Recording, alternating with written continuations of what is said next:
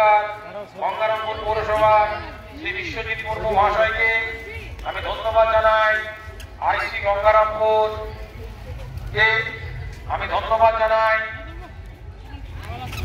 দমকল বিভাগকে গঙ্গারামপুর এছাড়াও অন্যান্য তথ্য ব্যক্তিগণ এনারা আমাদেরকে এই মেলাটিকে সুস্থভাবে পরিচালনা করবার জন্য সহযোগিতার হাত বাড়িয়ে দিয়েছেন। ওইদিকে